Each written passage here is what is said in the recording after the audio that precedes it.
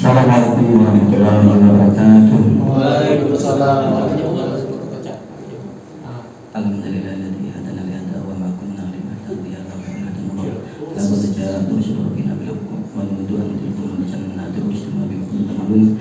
Asyhadu an la ilaha illallah wa asyhadu anna Muhammadan abduhu wa rasuluh sallallahu alaihi wasallam wa ala alihi wasallam. Amma ba'du. Pertama yang saya hormati Bapak Ketua, Bapak Wakil, Bapak Ibu Hakim, Bu Panitera, Pejabat Struktural Fungsional, CPNS, PPNPN, dan hadirin yang hadir di Musyawarah Al-Hikmah Pengadilan Agama Mentok nih.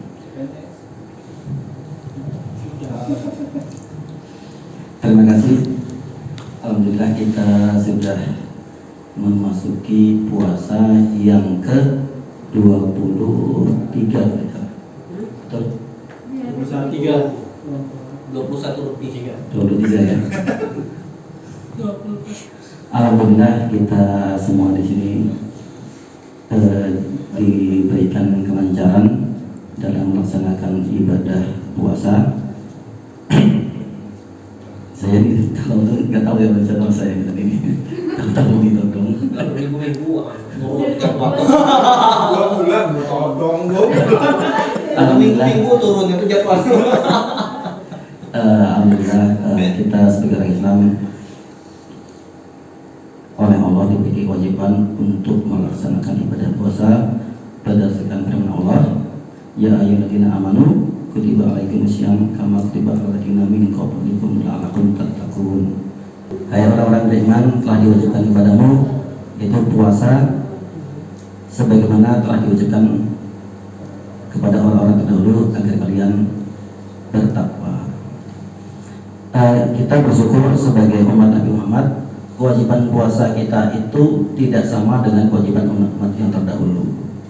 Kalau umat terdahulu melaksanakan puasa itu dari subuh sampai dari habis isya sampai maghrib 23 jaman gitu ya. Mereka cuma diberi waktu sekitar maghrib sampai isya. Begitu juga waktu awal-awal Islam itu datang, kita tuh kewajiban puasanya masih seperti itu. Tapi karena banyak yang tidak kuat, akhirnya Nabi Muhammad diberikan wahyu lagi, yaitu minal fajar yang pelajar selanjutnya itu ya boleh berbuat apa dengan istri itu sampai imsak sampai subuh. Itu kemurahannya yang diberikan kepada umat Nabi Muhammad. Beda yang dulu.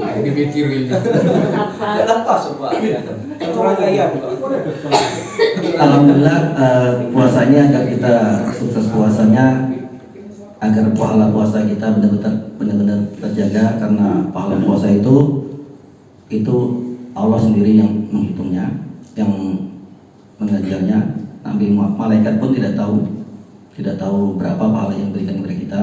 Maka agar pahala kita itu benar-benar terjaga, selain kita menahan lapar dan dahaga, kita juga harus menghindari hal-hal yang membuat berkurangnya nilai pahala puasa. Contohnya mungkin menggunjing, berbohong, atau membuli, atau yang lain.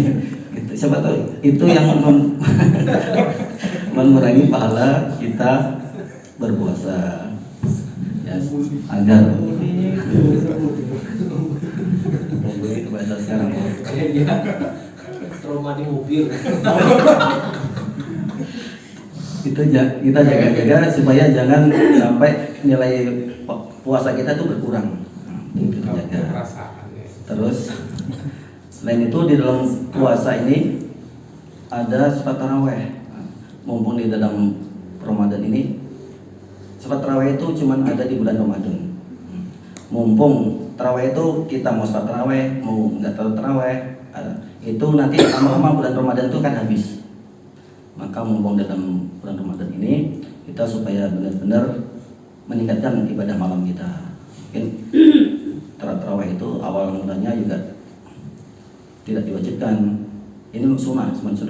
Nabi Muhammad pun sholat tarawih itu kadang awal waktu, kadang tengah malam.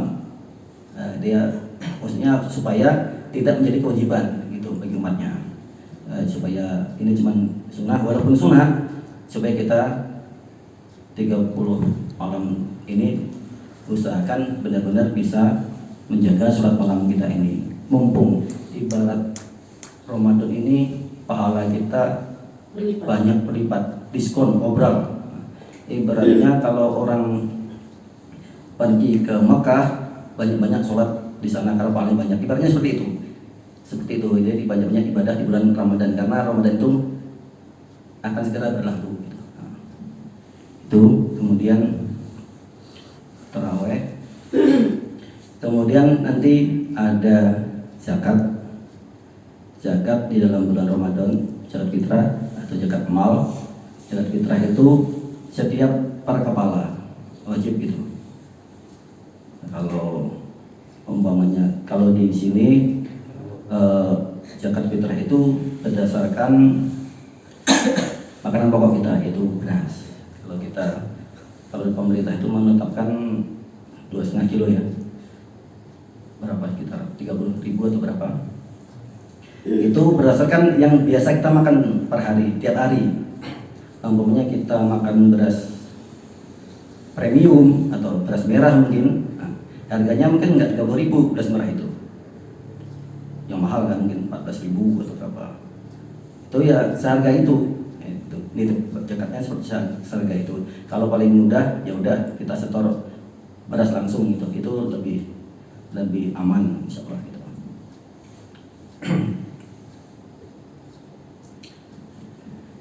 Oke, kemudian malam Lailatul Qadar tadi. Ini malam Lailatul Qadar. Lailatul Qadar itu dulu umat Nabi Muhammad itu iri kepada umatnya Bani Israel. Bani Israel ya betul. Mereka itu seperti Nabi Zakaria, Nabi Sulaiman. Itu mereka ibadah tuh 83 tahun terus menerus tanpa berbuat dosa. Akhirnya umat Nabi Muhammad itu ada yang kepengen seperti itu, kemudian diberi kefadolan yaitu berupa malam Lailatul Qadar. Pahalanya ibadah di malam Lailatul Qadar itu seperti ibadah selama 1000 bulan. 1000 bulan itu kalau dihitung sekitar 83 tahun. Itu agar kita selalu mendapatkan malam Lailatul Qadar. Malam Lailatul Qadar itu dulu waktu turun itu di waktu ganjil, Nabi Muhammad sudah tahu gitu, karena tiba-tiba itu ada orang bertengkar di luar, itu kemudian berisik, akhirnya Nabi Muhammad itu dilupakan malam berapa tadi gitu. Malam 21 katanya ada yang ganjil atau yang apa, karena kan ganjil di sini sama di Arab Saudi mungkin beda ya, agar aman ya kan, ganjilnya beda malamnya kan, agar aman, agar bisa dapat, agar kedapat gitu ya, dapat pasti dapatnya, maka sebaiknya ibaratnya malam 10 terakhir itu diborong, kita banyak beribadah terus, lebih meningkat ibadah malam di malam 10 malam terakhir, agar kita mendapatkan pahala ibadah sebanyak 83 tahun dari 1000 bulan tadi. Itu supaya kita tingkatkan, mungkin ya kita begadang sampai jam berapa, jam 2, jam 3 sampai sahur. Saya tambahkan satu lagi tadi, agar kita dalam bulan Ramadan itu banyak-banyak membaca Al-Quran. Satu huruf itu pahalanya kalau di luar Ramadan tuh satu huruf 10 kebaikan. Kalau alif lam mim itu udah 3 huruf, jadi udah 30 kebaikan. Tapi kalau di bulan Ramadan itu dilipatkan, masya Allah. Makanya bagi yang sudah lancar baca Quran, minimal paling enggak khatam 1 kali. Yang belum lancar diusahakan meningkatkan kelancaran yang membaca. Dulu juga Nabi Muhammad waktu itu pertama-tama itu mereka Nabi Muhammad dan malaikat Jibril itu sering ini namanya tadarus baca Al-Quran. Kemudian setelah itu Nabi Muhammad juga kepada para sahabatnya untuk tadarus gitu. Terus ya itu aja mungkin yang bisa kami sampaikan. Oke, mungkin ada banyak kekurangan atau ada tambahan dari Pak Ketua, Pak Wakil Ketua yang lain, akan kami persilahkan. Kami akhiri. Assalamualaikum warahmatullahi wabarakatuh. Terima kasih kepada Ustadz Sojoko yang sudah menyampaikan materinya. Kita lanjut dengan sesi tanya jawab. Ini tempatnya banyak jemaah yang mau bertanya. Ya, bertanya seputar fikih tentang sholat, fikih munakahat, atau fikih kontemporer ya. Mumpung ada Ustadz Sojoko, disilakan kepada para jemaah. Langsung saja, saya ingin bertanya kepada Ustadz Sudoko SE. Jadi materi ceramahnya kan salah satunya adalah zakat fitrah, benar ya Ustadz ya? Bukan. Besarannya sudah disampaikan dan harus sesuai apa yang dia makan kan begitu ya Ustadz ya? Terus bagaimana dengan kami yang Makan mie terus.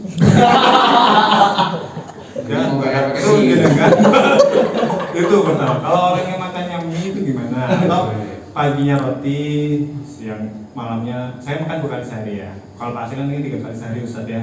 Saya 2 kali sehari. Kadang-kadang pagi nggak sempat makan kan? Makan bakwan. Jangan buka kartu juga. Aduh sedih saya. Itu yang pertama. Jadi makannya bagaimana? Ada yang nggak stabil, nggak konsisten gitu. Apakah setengah-setengah? Jadi satunya tepung aja, satunya lagi beras, setengahnya beras, atau itu bagaimana Ustaz? Yang kedua, bagaimana kalau misalkan kita makannya di warung? Nah, kita nggak tahu kualitas berasnya apa itu, kan? Kalau bude itu nggak tahu atau premium atau enggak, maknos itu kita nggak tahu. Bujang apa lagi kan? Itu gimana? Menentukan standar kualitasnya. Nah, gitu. Terima kasih Ustaz atas perhatiannya dan jawabannya. Saya ucapkan terima kasih. Kemudian untuk yang pertanyaan Pak Malik, yang kedua, Yang pertama. Gandum beras tadi. oh itu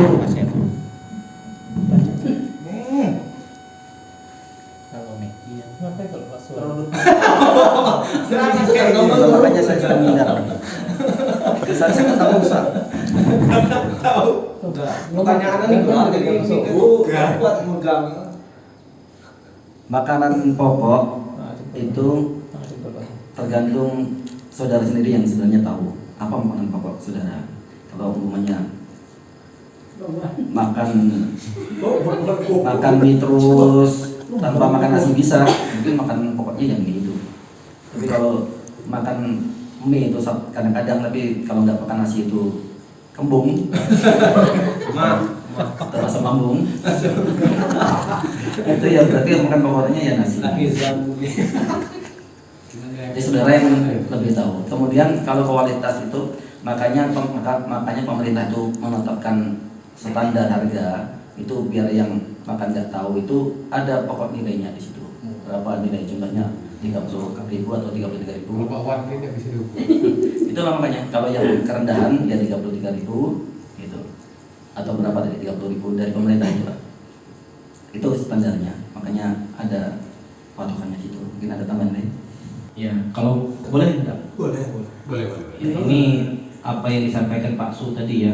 Saya cuma menyambung lidah apa yang disampaikan Pak Wakil tadi. Bulan puasa nggak boleh bohong. Ya. Jadi dari mana tadi? Dari sana. Bulan puasa apa pahala puasa itu kan Allah yang mengganjar. Ya.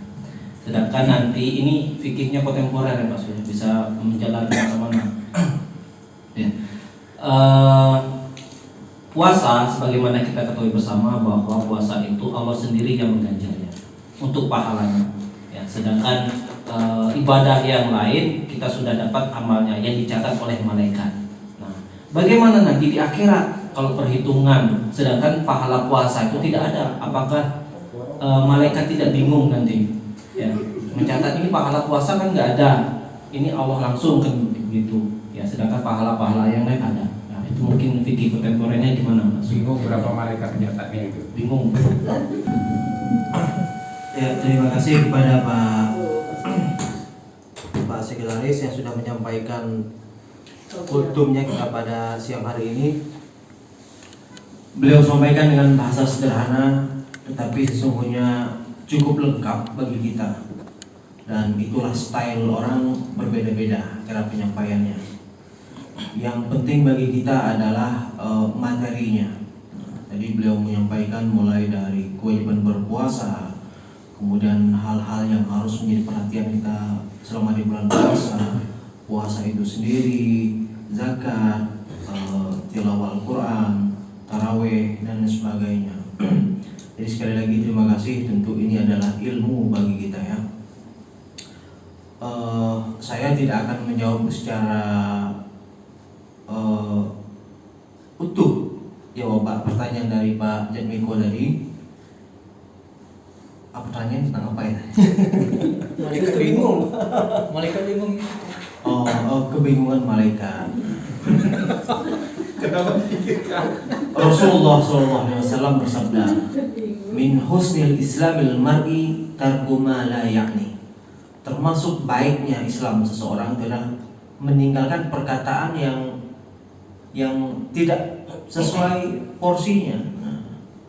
Hadis ini dikeluarkan dulu Ustadz kami, cerita tentang masih dunia malaikat. Jadi katanya, pertanyaannya begini, Ustadz, ada seorang pendosa, ada seorang pelaku maksiat, tiap hari kerjanya maksiat saja. Nanti di hari kiamat orangnya kan dilemparkan ke neraka. Saking banyaknya dosanya, apakah ketika malaikat melemparnya terlalu kuat, akhirnya neraka terlampaui, akhirnya Ustadz itu saja muri namanya. Nah, itu hadis yang dikeluarkannya. Min husnil islamil mar'i tarku ma la ya'ni. Artinya tidak ada kebingungan di dalam dunia permalaikatan. Yang bingung itu adalah dunia manusia. Kapan harus mudik? Kenapa THR lambat? Baju hari raya naik atau tidak, dan seterusnya. Kita yang bingung. Karena malaikat ini kan dunia malaikat ini dunia gaib ya. Dunia gaib termasuk ya la ainun ra'at wala uzunun sami'at wala khatara ala qalbil basar. Itu maksudnya masuk kategori tidak pernah ada orang bisa melihat malaikat kecuali Rasulullah ya. Tidak perlu pernah ada yang mendengar suaranya dan tidak bisa dibayangkan. Kita malaikat Jibril itu wajahnya cantik, punya kepak sayap, punya sayap, badannya seperti kuda. Itu dulu di dinding rumah kita tuh divisualisasi sosok burak. Nah, itu salah. Selagi masih bisa kita bayangkan, itu bukan malaikat, bukan neraka, bukan surga. Surga itu kayaknya di sana banyak bidadari. Kemudian ibu-ibu ngomong, bidadari ada nggak Pak ya? Umpamanya dia punya pasangan dan dia solehah, atau pernah punya pasangan, saat ini nggak punya pasangan lagi. Nah, nanti apakah dia akan dapat bidadara? Nah, itu kan nggak bisa, bukan begitu cara mengartikan hal-hal yang gaib. Nah, atau bagaimana dengan dia menikah berkali-kali? Nah, di surga nanti dia bersama suaminya yang mana? Nah, kan banyak pertanyaan itu. Tetapi menarik sebenarnya pertanyaan tadi itu kan artinya merangsang kita untuk berpikir kritis kan, gitu maksudnya Pak Jatmiko kan? Ya, bisa jadi Pak. Tentu jawaban saya ini tidak bisa memuaskan karena saya bukan pemuas ya, yang membantu Pak Sujogo aja. Terkait pertanyaan Pak Malik tadi ya begitulah ya. Hukmul hakim raf'ul ikhtilaf. Putusan pemerintah itu menghapus perbedaan pendapat di kalangan warga negara. Nah, ada orang yang makanan pokoknya tadi itu ada yang Indomie, ada yang bakwan, nah ada yang warung saja tidak tahu kualitas berasnya. Biasanya pertanyaan itu menegaskan bahwa yang bersangkutan itu makannya tidak teratur dan tidak punya pasangan. Karena tidak muncul pertanyaan itu dari yang lain. Pak Rizky meskipun belum punya pasangan tapi makannya teratur. Nah, sehingga tidak bertanya seperti itu. Jadi kembali ke asas tadi ya, hukmul hakim raful ikhtilaf. Keputusan pemerintah itu menghindari perbedaan tadi itu. Berarti harus ikut keputusan pemerintah. Kalau pemerintah bilang 33.000 ya begitu. Kalau lebih bagus lagi. 35 untuk tahun ini. Saya kira begitu ya, sekedar tambahan dari saya.